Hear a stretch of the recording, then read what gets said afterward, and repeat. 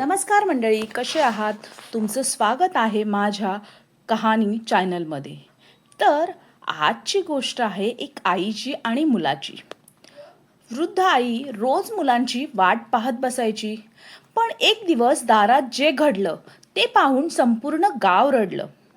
मित्रांनो, आईचं प्रेम कधीच कमी होत नाही. मुलं कितीही मोठी झाली, कितीही दूर गेली, तरीही आईचं मन कायम त्यांच्या वाटेकडेच पाहत असतं. आजची कथा अशाच एका आईची आहे. एका छोट्याशा गावात शांताबाई नावाची वृद्ध आई एकटी राहत होती.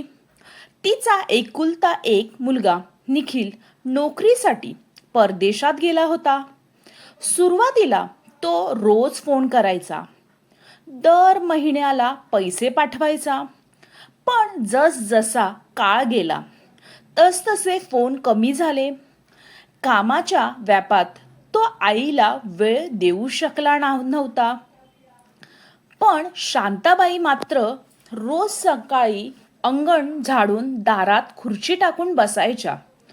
गावातील लोक विचारायचे, काकू रोज कोणाची वाट पाहता? त्या हसून म्हणायच्या, माझा निखिल आज येईल. आईची वाट कधीच संपत नाही. अनेक वर्ष अशीच गेली. एके दिवशी गावात मुसळधार पाऊस पडत होता. शांताबाई नेहमीप्रमाणे दारात बसल्या होत्या. अचानक एक काळी कार त्यांच्या घरासमोर थांबली. त्यातून एक तरुण खाली उतरला आणि थेट त्यांच्या पायावर डोकं ठेवलं. शांताबाईने त्यांच्या केसांवरून हात फिरवला आणि म्हणाल्या, निखिल, मला माहीत होतं तू येशील.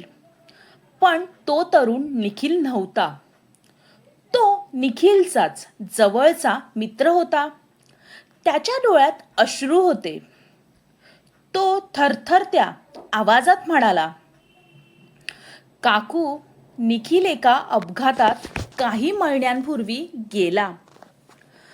पण शेवटच्या क्षणी त्याने मला एकच गोष्ट सांगितली होती, माझ्या आईला कधीच एकटं सोडू नकोस.